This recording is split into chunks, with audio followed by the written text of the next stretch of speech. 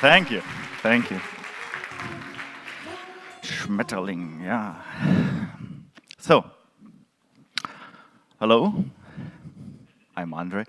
By the way, when you mentioned the split test with the other André, I would be interested in the metric you use. Anyway.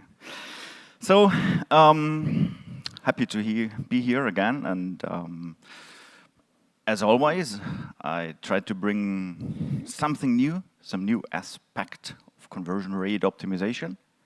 So today, I've chosen the boring topic of organization. What's the impact of an organization to the results of conversion rate optimization? Isn't that boring? Yeah? Thank you. But to make it more interesting, I used some skyscraper background image to make it look important, you know?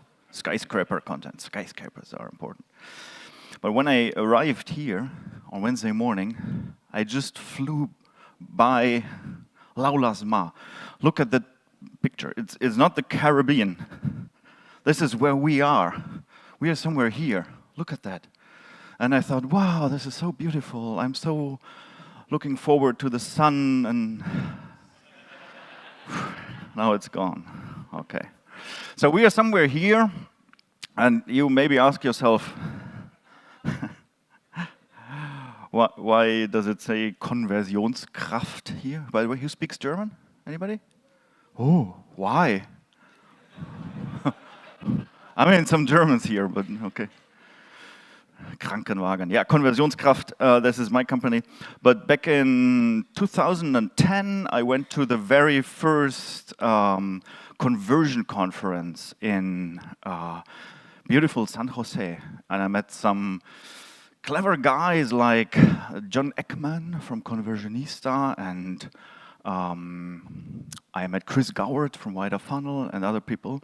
So we decided to work together. So this is why my slides say Go Group. This is our international network. But I'd like to start with something practical. So it's kind of an experiment, so I have to move a little bit to the side so you can see that. Does anybody know what to see here?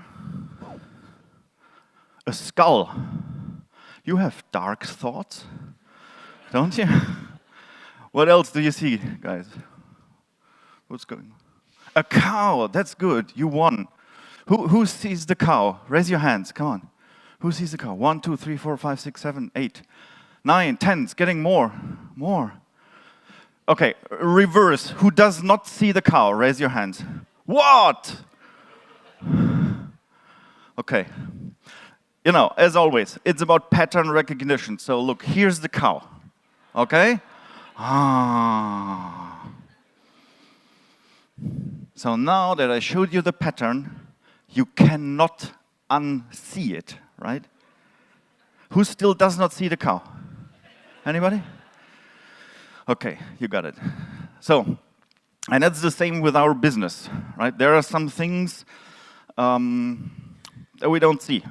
So I like to talk about these. And first of all, to know you a little bit better, who's here for learning practical things in the talk? Please raise your hand. And who's here for party? Party? Also raise your hand. Not that much. Skip the party, Pep. And who's here to meet other people with the same problems you can talk about and learn cool stuff? So it's kind of the same. But actually, I think all these three things, this is why Digital Elite Camp is so great, because whatever it is, you get better results out of it, right? You learn something, you come home relaxed, motivated, talk to great people, so you can know who to ask. So I thought,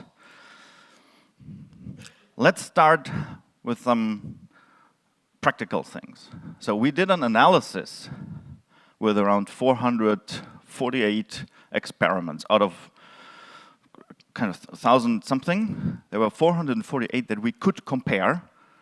So we asked ourselves, what are the winning principles, like the top 3 things that always win in A/B tests, right?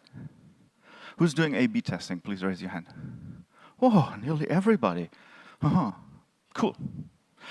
So what we learned is kind of boring too, because it's nothing sensationally new. It's just a confirmation that what we talk about in conversion rate optimization is the right things. For example, give people a relevant reason to buy. It's important. Most of websites have this kind of line there saying free shipping, free returns, blah, blah, blah, blah, blah. That's not what I mean. So, no. It's like selling a car and telling people, oh, look, it has 4 wheels. You can even have a steering wheel. Wow, isn't that fancy? And you say, oh, boring. So what I mean is something like this. If you want to give people a relevant reason, something here for this retailer, we realized they have a lot of ecological fashion. So we inserted a little thing saying, you did a great choice. Ecological things, you make the planet better. So this one, good thing. Second winning principle out of hundreds of tests. Combine herding and scarcity. So many optimists talk about scarcity, make things scarce. No. You can sell stinky socks on Main Street saying this is the last one. Nobody would buy it. Of course, it's a combination of a lot of people wanting it and only one is left, right? So if you apply psychological principles, do it the right way. Say high demand, do it in a decent way, like our price today, maybe it goes up tomorrow. If you buy it now, you get it tomorrow, right? This is another winning principle. Third one, give people a good feeling. As soon as you enter the evil checkout thing, when it's about the money, spending money is psychologically pain. Nobody wants to spend money. So no matter how high the motivation was, as soon as it's about paying money, it goes down. So this is the area where you have to reaffirm people, tell them, well done, you did a great job, you qualified for free shipping. You did well. I don't know how you did it. You qualified. Things like that. So also a principle that always works. Why do I show you these? Because in general, all the winning experiments, what we learned, are about human behavior and the principles behind human behavior. And it makes sense that these experiments win because conversion rate optimization means changing customers' behavior. So how can it win if it's not about behavior? And the good thing, if it's a principle, I call it scaling. You can scale it. If you realize that this principle is working, you can use it on other places, in your email newsletter, in your PPC marketing, on your package design, whatever. If it's based on an element, saying, let's move this box to the left, how do you apply it to your newsletter? To your Google AdWords copywriting? You can't. So you cannot scale the effect. And this is what I want to say. Conversion rate optimization is a bad word for actually finding principles. Finding principles that change your customers' behavior that work.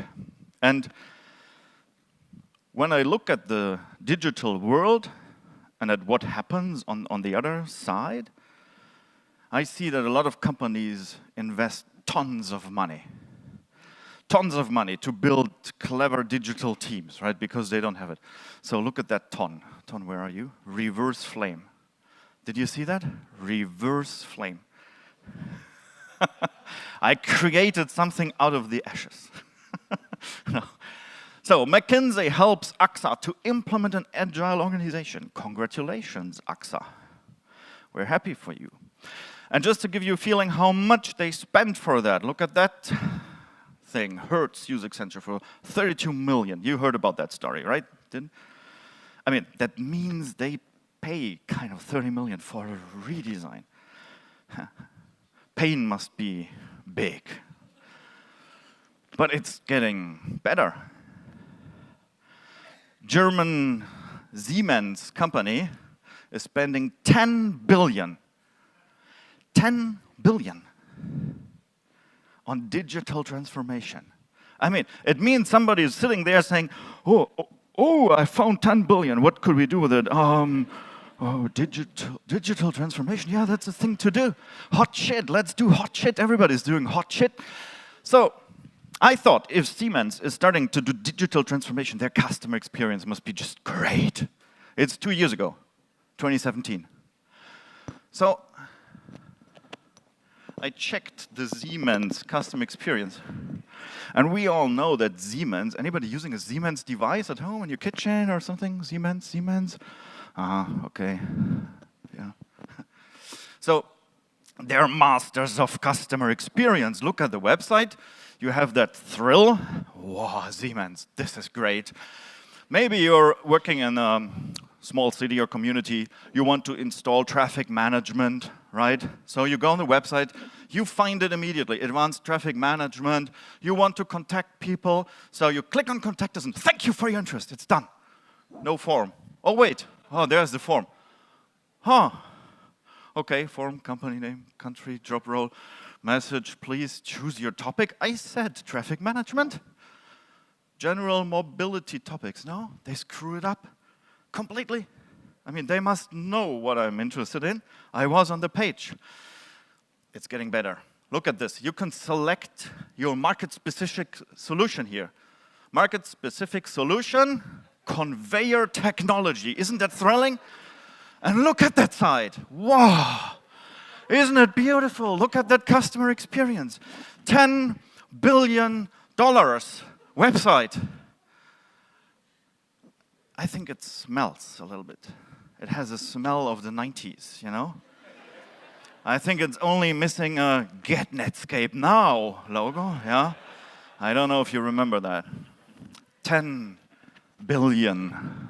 It's getting better. If you want to register your device for warranty, you have to go on the website. I mean, it's digital. Of course, it's digital. They spent $10 billion for that. So, warranty, Siemens 2-year warranty. That's now desktop. Click on it. Where can I do it? Where? Register it. It smells. You know? Okay, register now. Boom. We're sorry, an error has occurred. It's their 404 page, and it has an animated washing machine. $10 billion animated washing machine. And it has an arrow to show me it continues, but no, there is nothing. Just to irritate me a little bit, you have to spend your $10 billion wisely, you know? So I go for the 5-year. If 2 years doesn't work, 5 years better. Go for the 5-year. It starts smelling more and more. Where can I do it? How to register online? Clicking here. Yeah, don't read it. Just click there. Click. Done! Whoa! There's nothing. Nothing. Not even an arrow showing me it continues, but it continues. That's clever. How to irritate customers for $10 billion. Look how beautiful the form is aligned. That's a $10 billion customer experience. Sign up now. Come on, sign up. It's an international website, you know, so you get it. Sign up. Sign up. It's the same again. Same again. Registration. Scroll down. Scroll down. Come on. Please fill in. Boring, smelly, shitty email address. Click, come, fill in email address. No? Feld ausfüllen. It's German. It says Feld ausfüllen.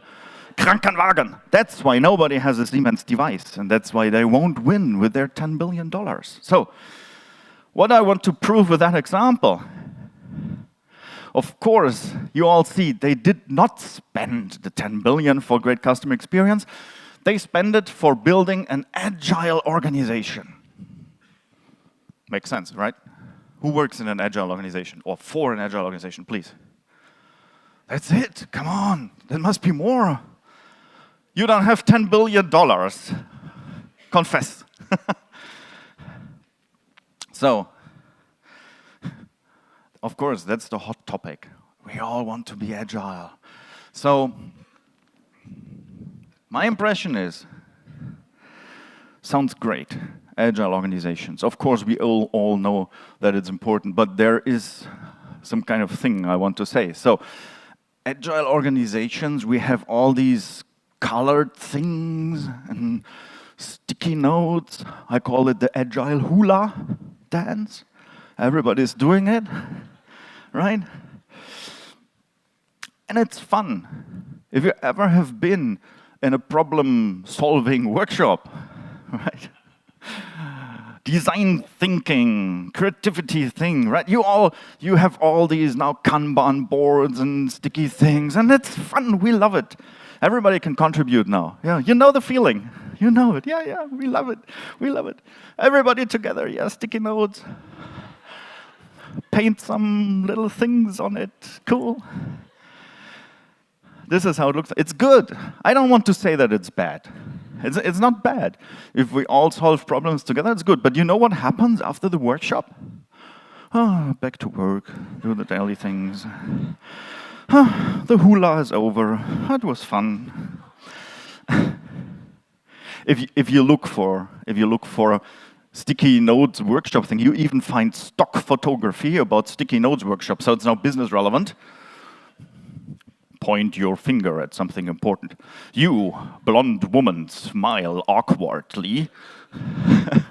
We need something with a boss behind the table, pointing at the woman. You only had one idea, and she's yeah, smiling, embarrassed. And the other guy, oh no, not she again. So that's not how these workshops go, right? We know the good feeling. So, what's my point here? It says build the right thing. That's what product owners do. How do they know what the right thing is? Why isn't there one product owner at Siemens, or 2 or 3 for the website saying, you know, our website just sucks. Can't we change it? No. They don't say that. Because what they do is based on the product owner's vision, right? So, if he's a good guy or girl and has a good vision that solves customer problems, great, no problem, agile organization, it's brilliant. But if the product owner has no clue and says, oh, we need an animated washing machine, then you're screwed. So who controls that? Just because you had my title of the speech about why evolution is the experimentation is the acceleration of evolution. This is a chart I already showed last year. It says we all want growth, we agree waterfall projects block resources, nothing happens, blah. No. So we are now agile, we know we need agile sprints. Agile sprints is the mathematical foundation for growth. There's no other way to solve it, right? So we agree. I don't want to say agile is evil. I just want to say it's not everything. As soon as you combine agile with being data-driven and measuring, did I do good? Did my animated washing machine drive sales or not? And you're customer-centric, you maybe know that the animation is not solving any customer's problem. This is the whole package that drives growth. Agile alone is not enough, because this gives you validated learnings, especially if you work with principles. You learn what works and what doesn't. And now let's have a look what happens with agile teams that don't embrace that. I call it agile only. They will have some good sprints, they will have some bad sprints. They don't know the effect of the sprint. They don't learn. Actually, worst case, it makes no difference. So, management thinks agile is the big thing. As conversion optimizers, we know it's just one part of the whole formula. So, and yeah, that's the thing that makes me sad. And if you ask, what's my passion? My passion is to improve things. My passion is to generate better systems that work better, that create better custom experiences, right? shitty thing built agile way makes me sad or even worse. So this system is based on 3 core abilities: analyze, prioritize, validate. These are the 3 factors you need. And when you put that in a process, these 3 things define your ability to grow. It's a theory of constraints. The smallest part of that equation defines the outcome of the overall system. That's it. So if you're not able to analyze customer behavior, if you're not able to find principles, no outcome, no growth. If you're not able to prioritize, and so on, you know what I mean. And it's easy. There are so many people discussing, should we do user research? Should we do an expert evaluation about persuasion principles? You need to do both. No customer ever said in a user research, oh, I'm missing scarcity here a little bit. No, they're not aware about this. This is why you need persuasion knowledge. And of course, the persuasion experts can't know how people really feel. You have to work with them. So this is why you need all these methods together. And the same with validation, A/B testing. You can screw it up just because you have no QA skills. Just one browser that's maybe 10% of your traffic. If your variation sucks in that browser, your whole experiment will sink. It's not that easy. So, basically, what I want to say is these 3 things: understand customer problems, throw away all the other ideas. Just work on one. That's also something that people can't, organizations can't do it. And then do it real quantitative validation. That's the basic principle about growth. And what I try to make clear, there's also a big understanding on what level we do experimentation. We can do it on a basic level. Test all the features that we want to release. Test them before you ship them so you know if it works. It's as easy as that. It's not a cool behavioral hypothesis. Maybe it's just the question, does it work? But on another level, you can do experiments with principles, with growth principles, maybe things that have a bigger contrast than your product teams are able to work on. And of course, you can also experiment with new products. Nobody says that you have to stay in your small little template and do small things. No, go bigger or test new businesses. That's what the lean startup is all about, how to test a new business as an experiment. You can do it on all levels, and it always follows these principles. So, 3 takeaways for you. Understand customer problems. What do most people do? Most teams, they do a couple of interviews. Yeah. I talk to customers. I know their problems. They're meaning 3, 4, 5 customers. They did maybe an interview or whatever, and they looked at analytics and realized in analytics how customers feel. How can you do that? Analytics is great, data is great, but use it properly. Right? You don't measure the feelings, you measure the result of the feelings.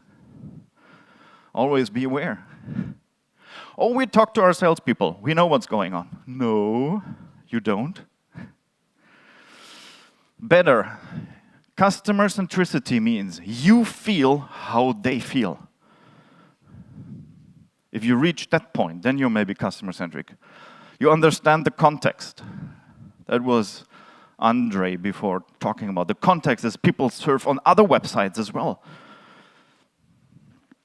And you can realize if teams are customer-centric by listening to how they are talking. If they're talking about features, elements, pixels, not customer-centric.